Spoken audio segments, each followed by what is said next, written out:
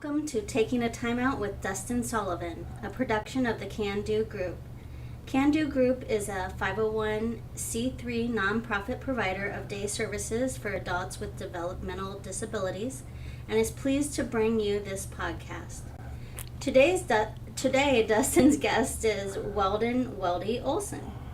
Weldy is a native of Marquette, Michigan, and the youngest of 9 hockey-playing brothers. He attended Michigan State University and played hockey for 4 seasons while attending Michigan State. He scored 71 goals and had 54 assists for a total of 125 career points. He was a leading goal scorer in each season he played and skated every game during his Michigan State University career.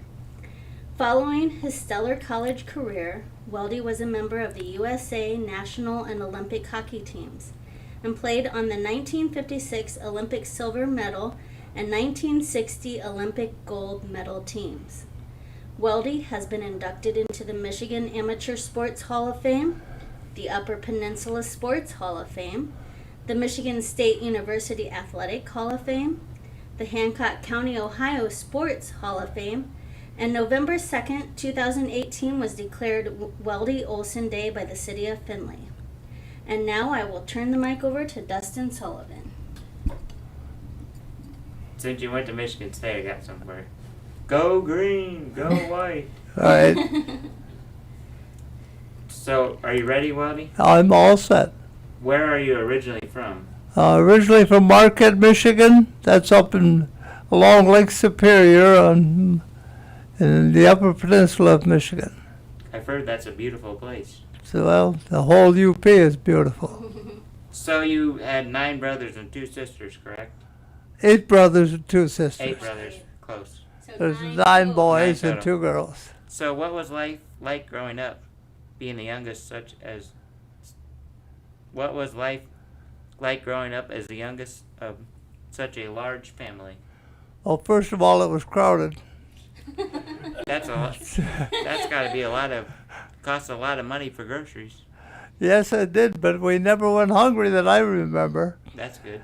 And there's one thing, you have to remember that the older brothers, 5 of them were in the Second World War. That's awesome. So it was an empty house for a while, but my mother had died in 1940, so I was only 7. I'm the youngest of 6. Oh, very good. And everybody always called me the spoiled brat. Were you the spoiled one of the group? They're telling me that now, and have been for about 50 years. Yeah.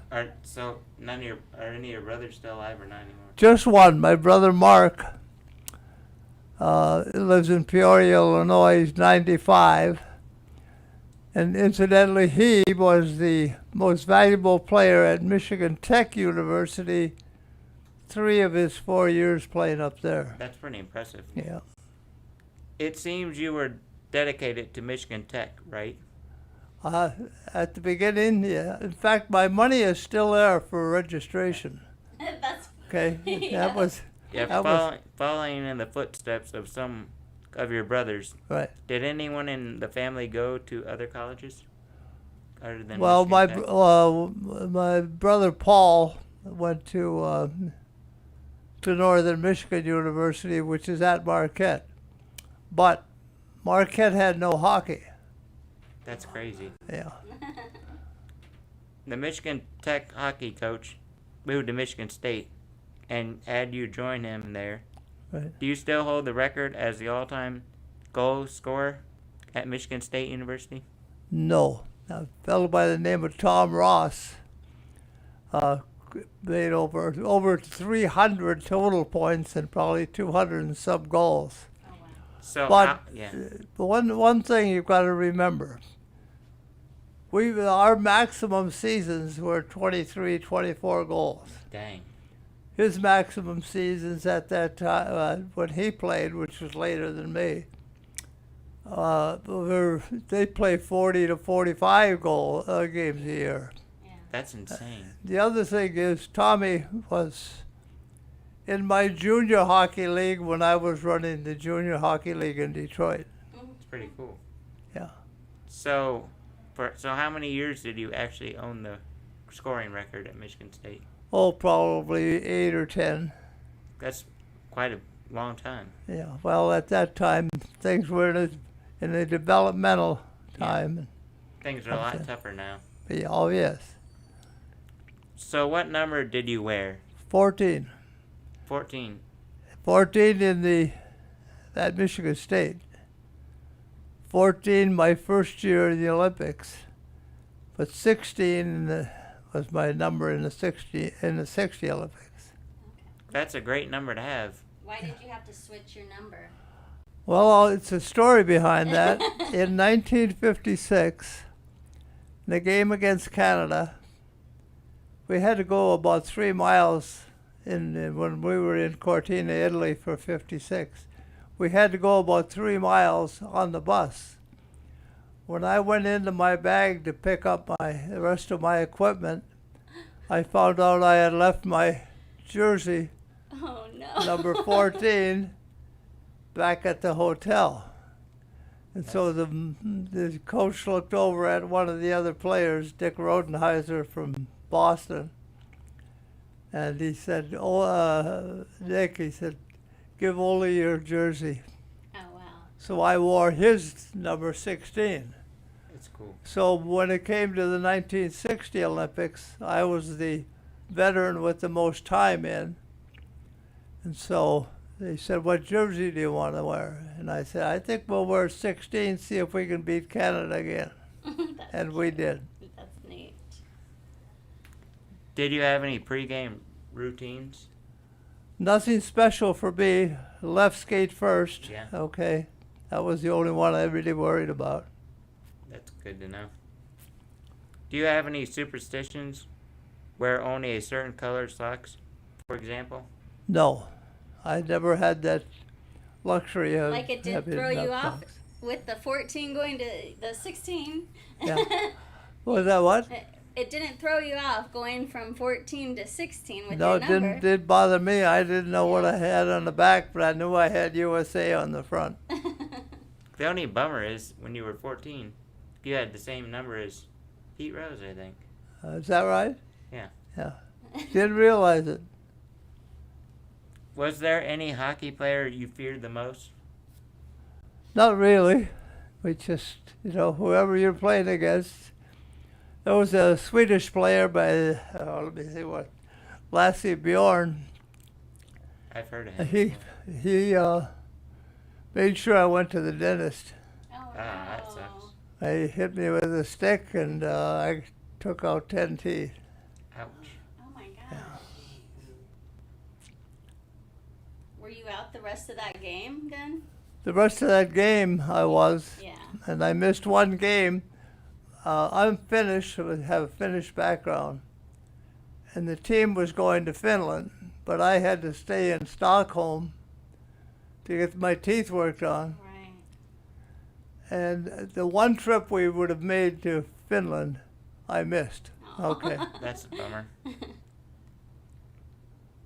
How were you asked to be on the Olympic U.S. hockey team? Well, in 1956, there were 6 training camps around the country. Wow.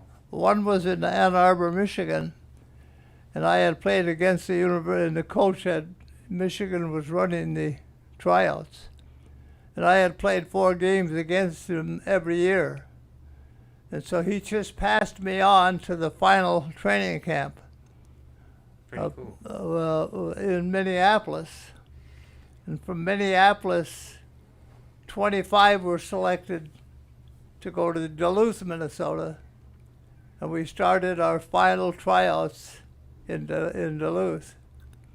And took the 25 players that went there and worked it down to the 17 players that would play in the Olympics. That's pretty cool. Yeah.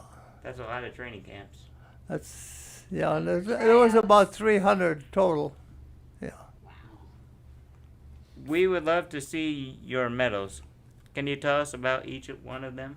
Sure, they're right in front of us here.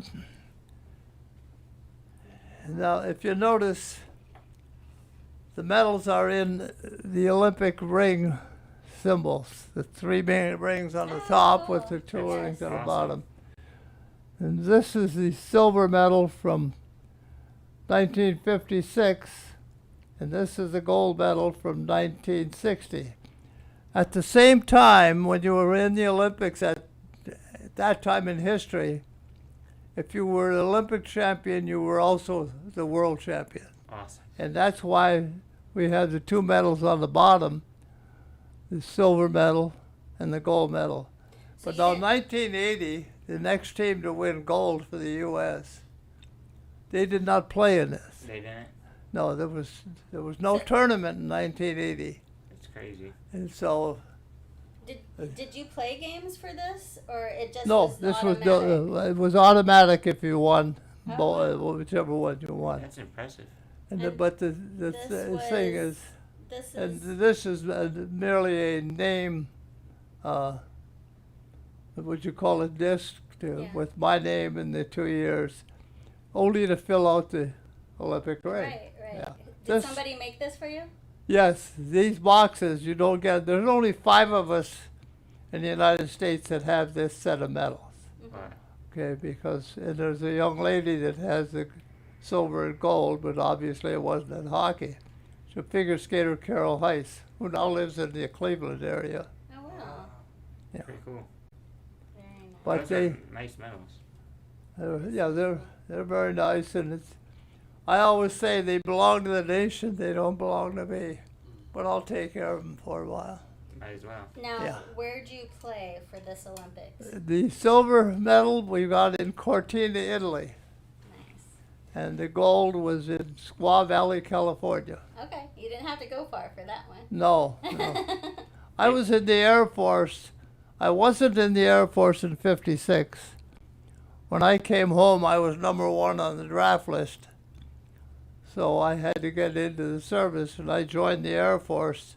So I played in '60 as a representative of the Air Force as well as the nation.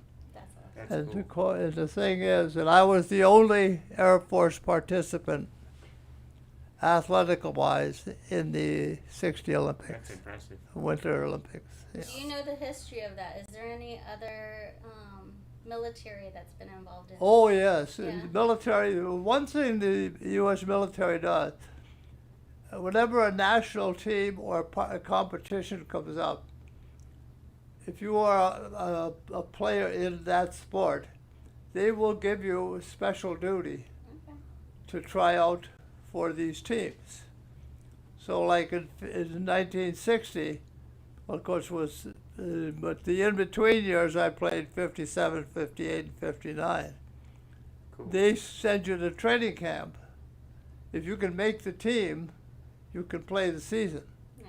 That's awesome. And so there's been plenty of it. We had 4 or 5 Army guys in '60.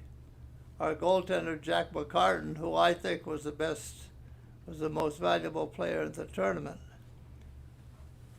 He was in the Army, Okay. and That's he sweet. felt bad because then he had to go back in the Army. Yeah. When he was first cut, Wow. they cut him first and then brought him back, and to my way of thinking, he was the most valuable player in the tournament. So you were saying you were in the Air Force, right? Right. So what did you actually do in the Air Force? I was a surveyor. What's a surveyor actually do? Yeah. What do they do? Well, at that time we were locating radar sites. Cool. And I was in the test program for foreign equipment that they brought in to trace the space. That's It's the awesome. beginning of the space program. What was the most memorable thing that happened to you at the Olympics? At the Olympics, the most favorite, biggest thing for me was seeing Paulie Johnson, my centerman, That's cool. score the winning goal against Canada That's a great. in honor. 1960. That's a long time ago. Yeah. Have hockey rules changed over the years? Yes, somewhat, but it's basically the same. Every now and then they adjust the line play, and with the blue lines and the red lines and so on, and the goal line. For instance, when we were playing in the National Hockey League rules, Yeah. it was only 10 feet between the front of the net and the backboards. That's really close. That's really close. So they moved them out. First of all, the international game moved them out to 12 feet, and then eventually it's out to 15 feet.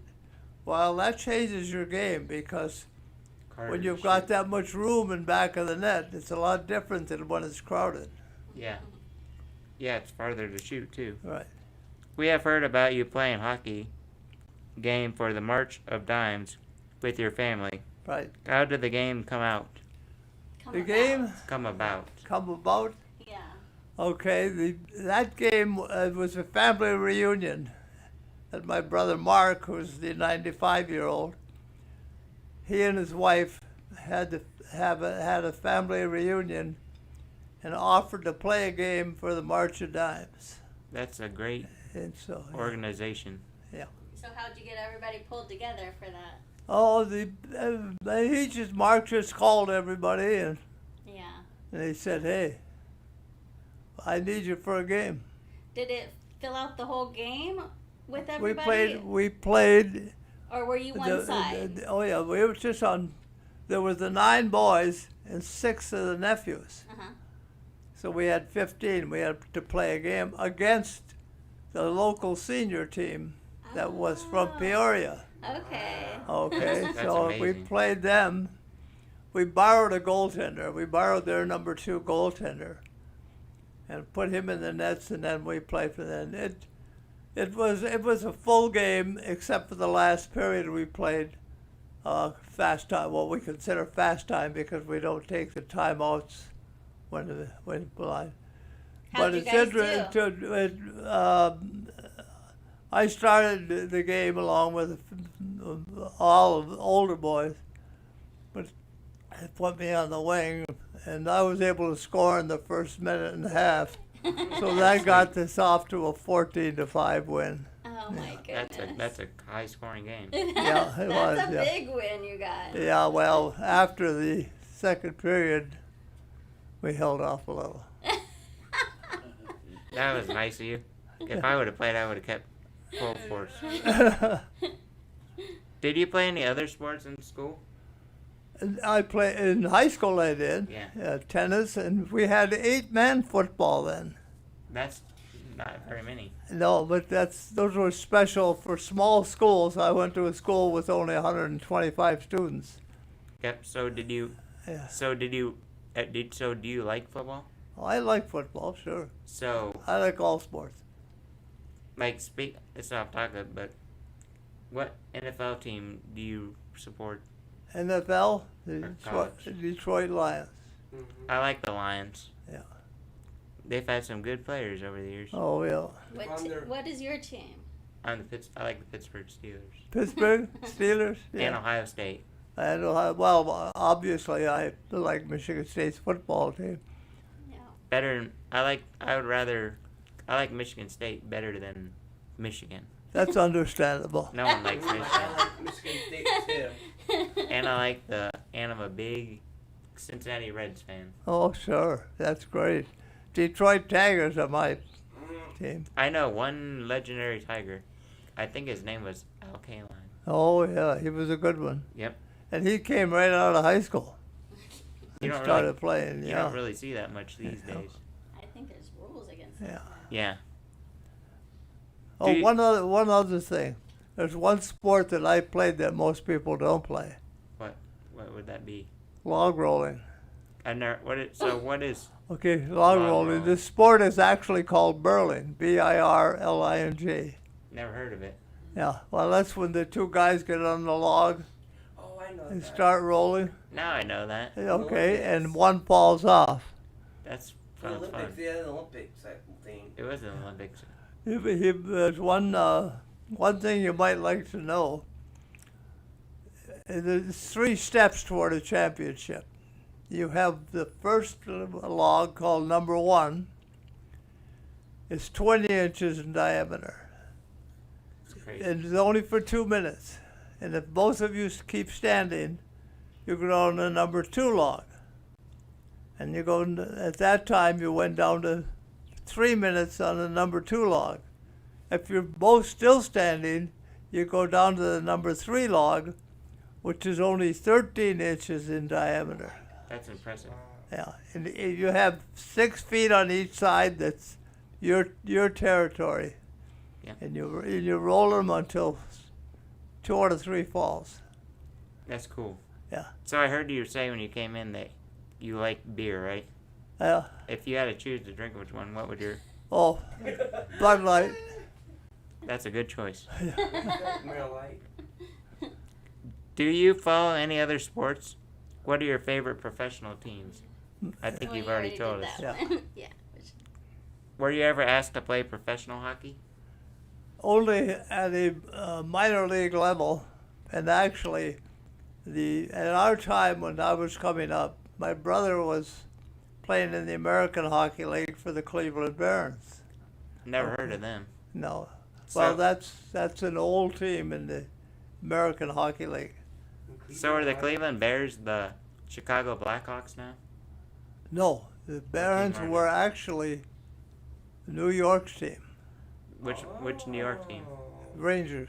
There was New York there was Rangers. only one New York team at that time. That's crazy. Now they got like 3 or 4. Yeah, right. The $1 million question burning in everyone's thoughts. When did you move to Finley and why? 45 years ago. Wow. Let me see, 45 years ago, to become manager of what is now the Cube. It was the Hancock Recreation Center at the time. That's awesome. Yeah. And I managed that for a few years. And then I went back into the rink business as a representative of various components of an ice rink. That's cool. So, since you've lived here for 45 years, what's your favorite thing about Findlay, Ohio? Just the atmosphere. It's a nice small town. I'm from a small town, about the same as Marquette, Yeah. as far as size-wise, and it's a good city to raise your children. Yeah. It's nice and quiet and Yeah. peaceful. And it's expanded over the years. Oh yes. What is your favorite restaurant or food? My favorite restaurant or food? Yeah. I think here in Findlay, it would be the Beer Barrel. That's my favorite too. Yeah. They get, And my favorite food is chicken, and not the wings. yeah. Chicken strips or chicken, whatever they call them at that restaurant. Now me and you are in the same category. That's I love good. chicken like that too. Good. I think we would. Oh, You missed that one. do you have any hobbies other than playing hockey? Photography. When I was Oh, really? when I was younger, and especially when I was traveling, the U.S. teams, the national teams, travel all through Europe when they go over. Yeah. And so I was, for instance, we were the first team, the U.S. team in 1958, of which I was captain. We were the first North American team to go play in Russia. Awesome. Yeah, we played in Russia for an exhibition series in 58 and in 59. So, I got another question for you. What was your first ever car you purchased? First ever car? Yeah. I was in the Air Force, and one of the fellows that worked with me was selling his Chevy. That's cool.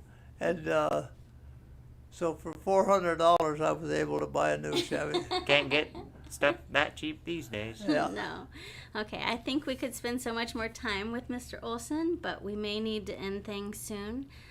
Do you want to ask him your famous last question? It would be an honor. Okay. Do you consider a hot dog a sandwich? Yes. Thanks for your time. It was an honor to meet you. Well, I'm glad to come here, and I'm glad to meet you. You seem like a pretty cool guy. Thank you very much. Thank you. So do you. Thanks.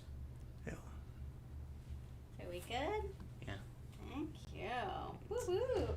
Can-Do Group provides opportunities and experiences for adults with developmental disabilities.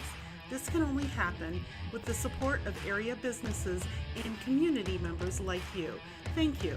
For more information, contact www.candogroup.org.